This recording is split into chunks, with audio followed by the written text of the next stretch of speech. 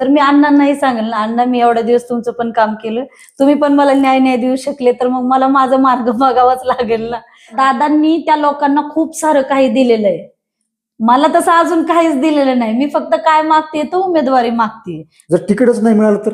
मला ही निवडणूक जी आहे ती लढवायचीच आहे. मला अजून तरी राष्ट्रवादीमधून कोणी प्रतिस्पर्धी नाही. मुलं आहेत आमची अजंठा नगरची, त्या मुलांना पण काम नसल्यामुळे थोडंसं गुन्हेगारी क्षेत्राकडे ते वळतायत. राष्ट्रवादीमध्ये आतापर्यंतच्या कितीतरी घडामोडी झाल्या, कितीतरी लोक इकडे गेली तिकडे गेली, दादांवर अविश्वास दाखवला, दादाच्या कामांवर अविश्वास दाखवला, त्यांनी त्यांचे गेलेले पैसे कमवून डबल पैसे त्याचे त्यांनी कमवून ठेवलेत आणि आता तेच घालवायला ते परत इकडे अजंठा नगरला येणार.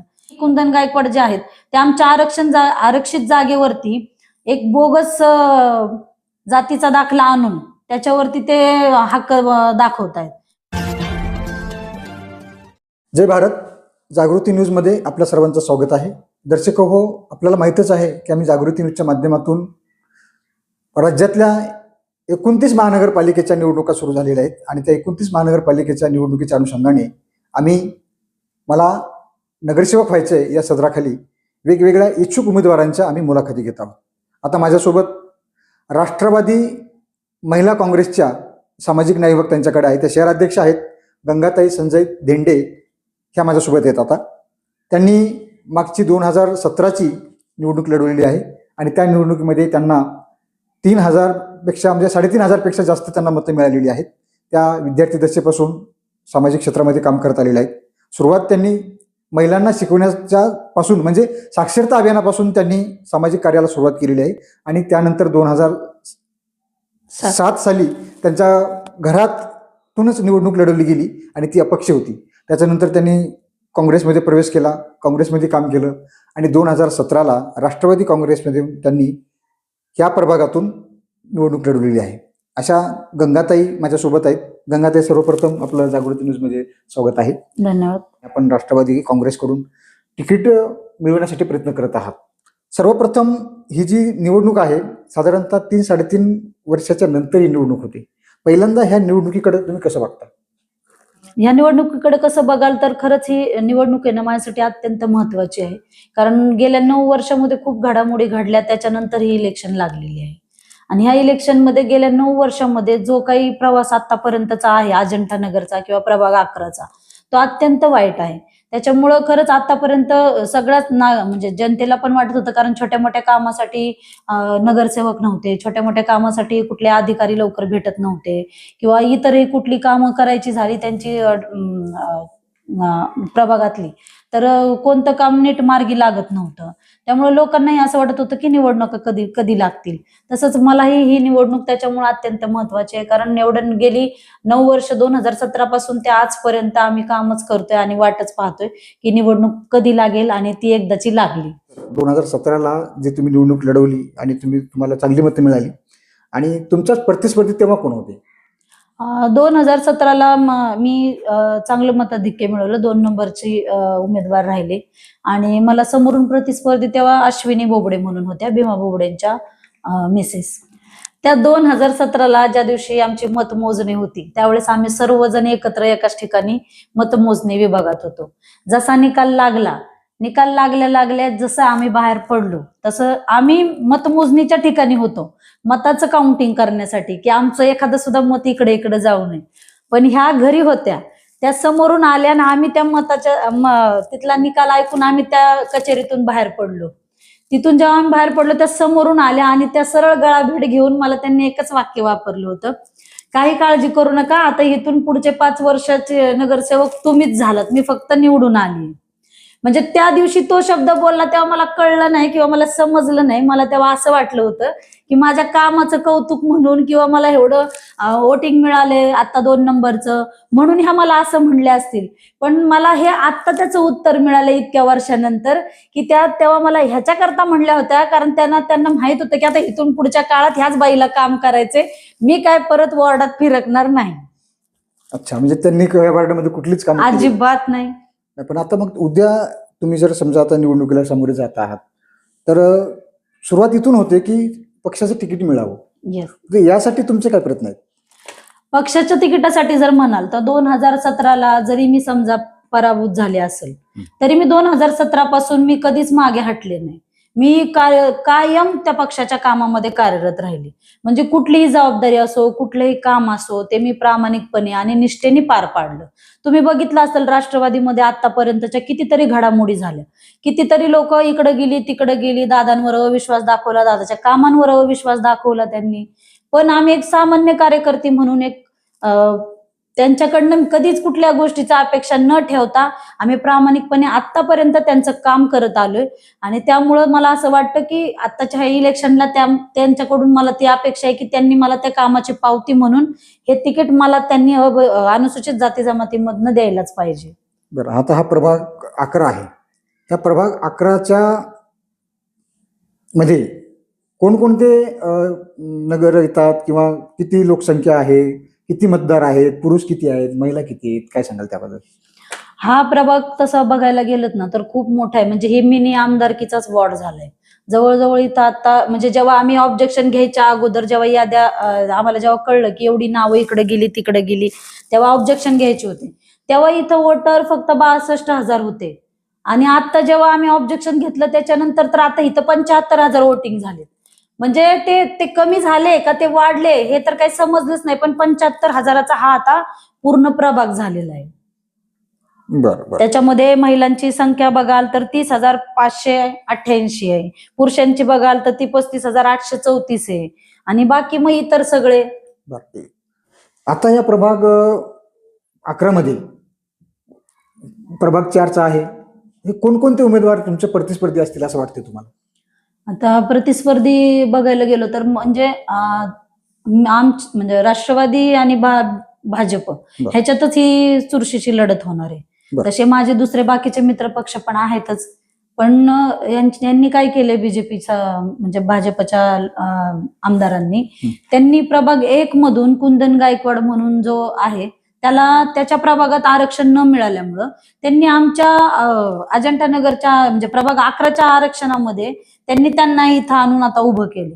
म्हणजे त्यांच्या अगोदर जे आमच्या ह्याच्यातून काम करणारे होते एससी कॅटेगरी मधून आमचे जे भाऊ बंधू होते किंवा आमच्या ज्या भगिनी होत्या त्यांच्या सगळ्यावर अन्याय करत त्यांनी त्या कुंदन गायकवाड यांना इथं संधी देण्याचं ठरवलेलं आहे आमच्या अ गटातूनच. आता मला असं वाटतं की अ गटातून संधी देताना तुम्ही जेव्हा म्हणजे 4चा प्रभाग असतो तर 4चा प्रभाग आहे तर याच्यामध्ये पूर्णा नगर आहे, शिवतेज नगर आहे, घरकुल आहे, हरगुडे वस्ती आहे, आर्धी कुदळवाडीचा भाग आहे, भीमशक्ती नगर आहे, अजंठा नगर आहे. तर 4 टोकांवरनं जर 4 तुम्ही उमेदवार दिले तर ते 4 लोक त्या परिचयाचे तरी असले पाहिजेत किमान त्या परिसरामध्ये. बरं, हे 1 नंबर मध्ये जर कुंदन गायकवाड यांनी काही काम केलं का नाही केलं अजून लोकांना आम्ही जेव्हा विचारतो तेव्हा ते सांगतात बरं झालं इथं आरक्षण नाही पडलं, नाही तर पुन्हा हाच उमेदवार आम्हाला बघावा लागला असता. म्हणजे लोक वैतागलेली आहेत आणि तसा उमेदवार ह्यांनी आमच्याकडे आणून दिलाय. मग एखाद्या गोरगरीब माणसाला जर ह्यांनी संधी दिली असती आमच्या ह्याच्यातून तर मला असं वाटतं की ते अजून बरं पडलं असतं. आता उलट नुकसान इथं होणार आहे की कुंदन गायकवाड जे आहेत ते आमच्या आरक्षित जागेवरती एक बोगस जातीचा दाखला आणून त्याच्यावरती ते हक्क दाखवतायत. बरं, हे सगळं ह्यांच्या वरिष्ठांना पण माहिती आहे तरी पण त्यांचे ते प्रयत्न म्हणजे ह्यांचं काय की साम दाम दंड भेद वापरून फक्त सत्ता आणायची. पण आमच्या सगळ्यांच्या विचारामध्ये असं आहे की बाबा ह्या प्रभाग 11 मधून आपला एससीचा उमेदवार जो पण काम करणारा आहे, जो आतापर्यंत प्रभागामध्ये खरोखर राबतोय त्यालाच संधी मिळावी. आणि आम्ही सगळेजण जर एकमेकाच्या विरोधात लढलो तरी पण इथले जे स्थानिक उभे राहतील आता आपल्या ह्याच्यातून अनुसूचित जाती जमातीमधून त्यांच्यातनं कुणाला पण एक जणाला आम्ही संधी मिळवून देण्यासाठी प्रयत्न करणार आहोत. तर त्याच्यासाठी एक आमची सगळ्याची एक धडपड आहे की आमच्यातलंच कुणीतरी एक उमेदवार इथून निवडून गेला पाहिजे. त्यामुळे त्याला आम्ही संधी देऊ इच्छितच नाही. स्थानिकच उमेदवार आमच्याकडनं गेला पाहिजे. बरं, तुम्ही आता कुंदन गायकवाडच्या संदर्भात म्हणाल की त्यांचं जात प्रमाणपत्र जे आहे ते बोगस आहे. मग हे सगळं बोगस प्रमाणपत्र असताना त्याला उमेदवारी मिळते कशी? तर कसं असतं, काही राजकीय वरदहस्त असतात. आता त्यांनी जर समजा प्रभाग 1 मध्ये पण मागच्या वेळेस त्याच्यावरती ऑब्जेक्शन घेतलेलं होतं, परत त्यांच्यासाठी कागदपत्र पण सबमिट केली होती. पण आता पैशाने गडगंजा असल्यानंतर माणूस काय करतो त्याचा वापर करून पुढे निघून जातो. आणि आपलं सगळं प्रशासन असं आहे की पूर्ण 5 वर्ष झाल्यानंतर त्याचा निकाल हातात पडतो. त्यामुळं तिथं पण त्यांचं साधलं गेलं. ती 5 वर्ष त्यांनी डोळे झाकून काढली आणि पूर्ण त्यांची जी काही बिल्डर लॉबी होती ती राबवून त्यांनी त्यांचे गेलेले पैसे कमवून डबल पैसे त्याचे त्यांनी कमवून ठेवलेत आणि आता तेच घालवायला ते परत इकडे अजंठा नगरला येणार. म्हणजे आता पण तोच पॅटर्न वापरणार. इथंही बोगसच त्या ह्याच्यासाठी ते लोक सगळ्या अधिकाऱ्यांना इकडं तिकडं कुठंतरी काहीतरी करतील आणि पुन्हा 5 वर्ष काढतील. मग बरं, म्हणजे तुमचं म्हणणं असं आहे की त्यांनी पैशातून सत्ता मिळवली आणि आता ते मिळवलेल्या पैशातून पुन्हा सत्ता मिळवण्यासाठी मिळवण्यासाठी धडपड चालू. बरं, मग हे सगळं त्यांच्याकडे एवढा पैसा आहे तर तुम्ही सर्वसामान्य आहात, त्यांच्या पुढं ते भारतीय जनता पक्षाचे आहेत, त्यांची राज्यामध्ये सत्ता आहे, केंद्रामध्ये सत्ता आहे, पैसा गडगंज आहे आणि लोकही म्हणतात की यावेळेला बीजेपी खूप मोठ्या प्रमाणामध्ये पैशाचा वापर करणार आहे. तर मग तुमचा निभाव कसा लागेल? आमचा निभाव असा लागेल की आम्ही जे आजपर्यंत कोरोना काळ तुम्ही पाहिला असेल त्या कोरोना काळामध्ये पण आमच्या इथल्या जे काही प्रभाग 11 मधले लोक होते त्या लोकांना त्यावेळेस जी सामना करावा लागला म्हणजे खाण्यापिण्यासकट औषधासकट तर त्या डोस मिळण्यापर्यंत किंवा बेड मिळण्यापासून पण म्हणजे एवढी वाईट परिस्थिती झाली होती की जे आमदारांच्या समजा जवळचे असतील किंवा काय त्यांच्या सुविधा झाल्या असतील पण जे सर्वसामान्य नागरिक आहे की हा जो झोपडपट्टीतला नागरिक आहे त्यांचे जे हाल झाले ते आम्ही डोळ्यांनी पाहिले आणि आम्ही त्याला सगळेजण सामोरे गेलेलो. तर जे आता म्हणजे जे मी निवडणुकीसाठी आता जी उभी आहे त्या सगळ्या गोष्टी ह्या लोकांच्या लक्षात आहेत की आज 9 वर्षामध्ये एकही जण आपल्याला इथं खाल्लं का म्हणून सुद्धा विचारायला आलं नाही. तेवढ्या वाईट काळातही कुणी त्यांना विचारायला आलं नाही. हे कसं आहे, कोरोनाच्या काळाचं सर्वच आता उमेदवार ते भांडवल करतायत की सहानुभूती मिळवण्यासाठी की आम्ही कोरोना काळामध्ये काम केलं. तुम्ही खरंच काम केलंय यासाठी मग हे कसं मानायचं तुम्ही कोरोना काळामध्ये खरंच तुम्ही जे आता बोलले ते काम केलंय? सांगायची झाली तर आपल्याला YCM मध्ये बेड उपलब्ध होत नव्हते तर त्या बेडसाठी सुद्धा आमच्या इथल्या जे अजंठा नगर मधल्या जुन्या बिल्डिंग मधल्या लोकांना बेड उपलब्ध करून दिले. त्याच्यानंतर आमच्या जे जुन्या बिल्डिंग मधल्या सगळ्याच लोकांना एकदाच त्यांनी सांगितलं की तुम्हाला सगळ्यांनाच क्वारंटाईन व्हायला लागेल कारण की कुणाचं तरी एक जणाचं पॉझिटिव्ह आलं होतं म्हणून. नावं नाही घेत मी कोणाची. तेव्हा त्यांना त्या प्राधिकरणातल्या शाळेमध्ये ठेवलं होतं. नाही, हे तुम्ही जे बोलताय ते तुमच्याच प्रभागातले लोक मतदार तुमचं बघणार आहेत. हो, त्यांनी असं उद्या म्हणायला नको की तुम्ही कसं. हो, सांगतील ना ते. मग प्राधिकरणाच्याच एका शाळेमध्ये त्यांना ठेवलं होतं. जेव्हा तिथं नेलं तेव्हा त्यांना प्यायला पाणी नव्हतं, त्यांना अंथरूण नव्हतं, त्यांना खायला नव्हतं. त्याच्यानंतर तिथल्या एका छोट्या लहान मुलीने मला फोन करून सांगितलं होतं की अशा अडचण आहे, असा प्रॉब्लेम आहे. तेव्हा मग मी इथून तिथं गेले. तिथं गेल्यानंतर मग तिथं तेव्हा तुषार हिंगे आणि अजून काही 2-4 मंडळी आहेत त्यांची नावं नाही घेत ते पण तिथं आले होते. मग ते लोक तिथं आल्याच्या नंतर त्यांनी सगळ्या त्या व्हॅनला फोन केला, डॉक्टरांच्या टीमला फोन केला. त्याच्यानंतर त्यांनी तिथं पाणी का नाही म्हणून ते विचारलं, जेवणवाल्याला फोन केला, इथं जेवण का नाही पोहोचलं. मग त्या लोकांना ते सगळं मिळेपर्यंत पोहोचेपर्यंत आम्ही तिथंच थांबून राहिलो आणि त्याच्यानंतर आम्ही घरी आलो आणि घरी आल्यानंतर मी स्वतः आजारी पडले. म्हणजे थंडी ताप येतानाच मला झाला होता. म्हणजे ते त्यांच्या पण लक्षात आहे की काय केलं. बरं, कोरोनाचाच हा विषय नाही पण त्याच्यानंतर पण मुलांचे ऍडमिशन असतील, कुणाच्या घरगुती कुठल्या अडचणी असतील, कुणाचे हॉस्पिटलची कामं असतील, कुणाचे पोलीस स्टेशनची कामं असतील किंवा काही आपल्या घरातले पण अंतर्गत विषय असतात किंवा कुठल्याही गोष्टीतनं समजा आपल्या सार्वजनिक गोष्टी असतील की बाबा आमच्या इथं पाणी येत नाही, आमच्या इथं ड्रेनेज लाईनचं असं झालंय किंवा आमच्या इथं रस्त्यांची असं ह्या गोष्टी घडतायत तर मग तिथंही काम करतोच ना आपण 24 तास. बरं, त्यांना एखादा कागद कुठला. तुम्ही नगरसेविका नसताना सुद्धा ही सगळी कामं करताय तुम्ही. हो. आता सगळी कामं जर करत असाल तर ह्या प्रभागामध्ये किंवा तुमच्या अजिंठा नगरमध्ये काय समस्या येतात? आता आमच्या अजंठा नगरमध्ये ज्या समस्या आहेत ना त्याच्यात समस्या महत्वाची म्हणजे ही की जुन्या ज्या बिल्डिंग आहेत आमच्या तर त्या बिल्डिंगमध्ये ती घरं अशी म्हणजे खूप कंजेस्टेड आहेत आणि तिथं काय की तिथं बिलं खूप दिवस झालं भरली गेली नाहीत. त्याच्यामुळे तिथं सारखं त्या लाईटिंगचा प्रॉब्लेम असतो, विद्युतचा. तर तो विद्युतचा एक प्रॉब्लेम खूप मोठा तिथं आहे. तर तो एक सोडवण्यासाठी थोडी तिथून मदत म्हणजे एक आता जी आपण काम करून घेतोच आहे आता पण तेवढी पॉवर नसताना ते कोणाकडनं तरी करून घेणं किंवा कुणाला तरी पत्र देऊन करून घेणं ह्यात फरक आहे ना. नंतर जेव्हा आपल्याकडे समजा पॉवर असेल तर थोडं आपण जास्तीचं लक्ष घालूया त्याच्यामध्ये. मग ज्या आमच्या ह्या बिल्डिंगमध्ये सगळी लोक राहतात त्यांच्या सगळ्यांच्या लिफ्ट बंद आहेत, परत त्यांना पाण्याच्या समस्या आहेत. मग ते पाणी पण खालून 7व्या मजल्यापर्यंत घेऊन जातात. मग त्याच्यासाठी काय करता येईल आपल्याला, काही वेगळं करता येईल का, इथं एखादं छोटंसं हॉस्पिटल. परत आमची जी म्हातारामाई शाळा आहे त्या शाळेमध्ये पण पहिल्याचा म्हणजे अभ्यासाचा स्तर खूप चांगला होता, सगळे शिक्षक खूप चांगलं शिक्षण देत होते, पण आता अलीकडं त्या शाळेमध्ये पण खूप मुलांना शिक्षणामध्ये अडचणी येत आहेत. तर तिथं पण अजून ह्याच्यापेक्षा अजून चांगलं आपल्याला काय करता येईल? माझ्या शाळेतली त्या मुलं खूप चांगले खेळाडू आहेत, त्यांना कुठं बाहेर संधी देता येईल का, ह्याच्यासाठी थोडं लक्ष घालेल. इथल्या आमच्या ज्या महिला आहेत त्या महिलांना कामासाठी वगैरे, कारण सगळ्यात धुणं भांड्याच्या कामाला जातात, तर मग दुसरं काय त्यांना घर बसल्या अजून काय करता येईल का? काही वेगळ्या गोष्टींमधून अजून आपल्याला त्यांना कुठं हातभार लावता येईल का? बरं, आताची जी मुलं आहेत आमची अजंठा नगरची, त्या मुलांना पण काम नसल्यामुळं थोडंसं गुन्हेगारी क्षेत्राकडे ते वळताय. तर हाताला काम जर मिळालं किंवा एखादा व्यवसाय मिळाला तर तेही त्या गोष्टी म्हणजे तिथेही कुठं मदत होईल सुधारणा करण्यासाठी. कारण तुम्ही पलीकडचे प्रभाग बघितले तर तिथं तुम्ही तिथल्या पोलचा फरक बघा आणि आमच्या इथल्या पोलचा फरक बघा, तिथल्या रस्त्याचा फरक बघा, आमच्या इथल्या रस्त्याचा, ड्रेनेज लाईनचं पण तशीच अवस्था आहे. ड्रेनेज लाईन इथं एकदा एक जणाचं जर ब्लॉक झालं एका बिल्डिंगचं तर सरसकट रस्त्यावर सगळी घाण येते, मग ती 7-8 दिवस तशीच वाहत राहते. त्याच्यानंतर त्या चेअरमननी स्वतः खर्च करायचा आणि मग ते सगळं काढून घ्यायचं. हा, जर चौकोनी गोल चेंबर असेल तर 2-4 दिवसानंतर मग पालिकेची लोक येणार, आपण 17 म्हणजे 10-12 जणांनी जेव्हा आपण तक्रारी करणार तेव्हा ती लोक येणार, तिथून पुढे काढणार. म्हणजे ही अवस्था आहे. म्हणजे ह्या सगळ्या समस्या आहेत हो आणि ह्या समस्या आताच्या नाहीत, ह्या अनेक वर्षापासूनच्या आहेत. पण आता तुम्हाला ही निवडणूक लढवायची आहे, पण पक्षातून तुम्हाला विरोध होत असेल ना, हे प्रतिस्पर्धी कोणतरी असेलच ना तुम्हाला, तुमच्या जागेवर तिला तिकीट देऊ नका मला द्या असं म्हणणार कोणी असेलच ना? नाही, अजून तरी माझ्या जागेवरती प्रतिस्पर्धी कोणी आलेलं नाही. पण झालंय असं की इथं प्रॉपर महिलांचं आरक्षण न पडल्यामुळं काही जणांना वाटत असेल की आता आपण राष्ट्रवादीत जावं आणि अजितदादांकडे तिकीट मागावं, तर ते मला माहित नाही. पण आता सध्या तरी इथं मी एकटीच तिकीट मागते आपल्या आरक्षित जागेवरून, त्यामुळे मला अजून तरी राष्ट्रवादीमधून कोणी प्रतिस्पर्धी नाही. बरं, आता हे तुम्हाला प्रतिस्पर्धी कोणी नाहीये, तुम्ही चांगलं कामही करताय, जर तिकीटच नाही मिळालं तर?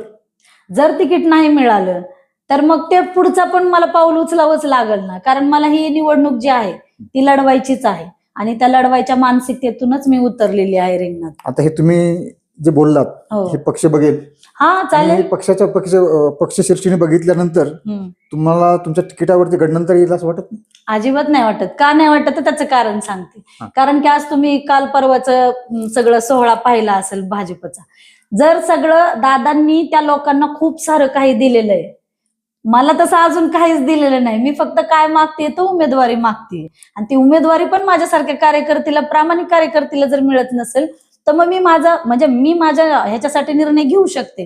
पण जर दादांनी, आमच्या अजितदादा पवारांनी एवढं सगळं ह्या लोकांना सत्ता दिली, ह्यांना पदं दिली, तरी हे लोक एका नगरसेवकच्या पदासाठी जर हे आज त्यांना सोडून बीजेपीकडे जात असतील, तर मी तर सर्वसामान्य कार्यकर्ते, मी बीजेपीत जरी नाही गेले तरी मी स्वतःसाठी लढवणारी इलेक्शन हे माझं तर ठरलेलं आहे.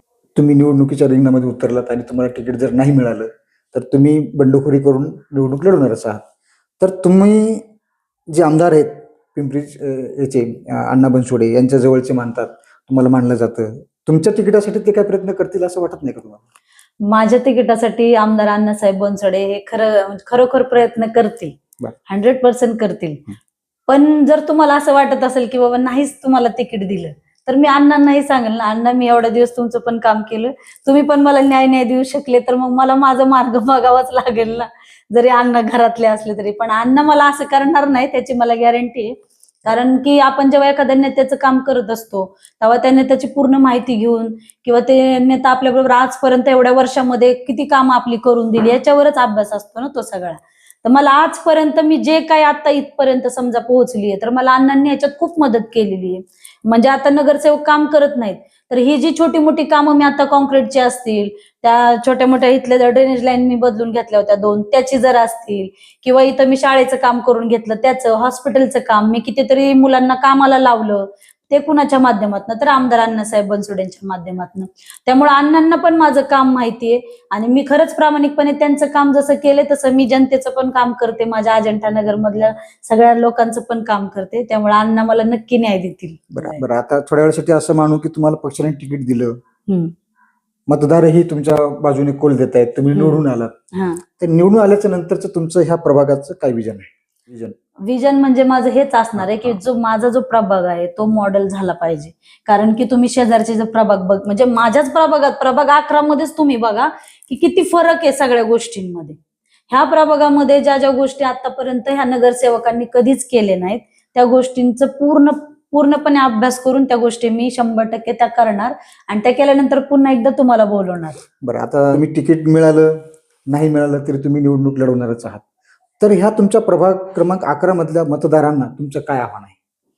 माझं प्रभाग क्रमांक 11 मधल्या सगळ्या मतदारांना हेच आव्हान असणार आहे की तुम्ही ह्या येणाऱ्या निवडणुकीमध्ये एक पक्ष न बघता काम करणारी व्यक्ती आणि आपला माणूस जवळचा कोण आहे हे बघून तुम्ही निश्चित मतदान करावं. कारण परत पुढची 5 वर्ष तुम्हाला ते लोक विचारायला येत नाहीत, त्यांचे फोन बंद असतात, त्यांचे ऑफिस तुम्हाला माहित नसतात. तसं आम्ही तुमच्या जवळची माणसं आहोत, आमचे घर इथंच आहे, आम्ही राहायला इथंच आहोत, आमचे फोन नंबर आमचे मोबाईल 24 तास चालू असतात. तुम्ही जेव्हा भेटायला आल तेव्हा आम्ही तुम्हाला भेटणार आहोत. मग जर तुम्ही 24 तास काम करणाऱ्या माणसाला मतदान न करता 5 वर्षातनं कधीतरी एकदा पैसे घेऊन समोर येणाऱ्या व्यक्तीला जर मतदान केलं तर त्या हाताने तुम्ही पुन्हा एकदा त्या लोकांना संधी देऊन आपल्या प्रभागाचं नुकसान करून घेणार आहात. त्यामुळे मी एकच आवाहन करील की काम करणाऱ्या व्यक्तीलाच तुम्ही मतदान करावं, अन्यथा त्या मताचा मला तरी असं वाटतं की मग तुम्ही त्यांना मतदान केल्यानंतर त्याचा उपयोग होणार नाही. तर माझी एकच विनंती आहे की खरंच काम करणाऱ्याच व्यक्तीला तुम्ही यावेळेस तरी निवडून द्यावं. ह्या होत्या गंगाताई संजय दिंडे, ह्या राष्ट्रवादी काँग्रेसच्या सामाजिक न्याय विभागाच्या शहराध्यक्ष होत्या. त्यांनी आपली मला नगरसेवक व्हायचंय ह्या माध्यमातून आपली रोखठोक बिंदास आणि परखड अशी मतं मांडलेली आहेत. गंगाताई, आपण जागृती न्यूजला वेळ दिला आणि आपण बिंदास अशी रोखठोक भूमिका मांडली त्याबद्दल आपले आभार. धन्यवाद. धन्यवाद. आपला चहा सांची चहा. संपर्क 9130061066 9923191916.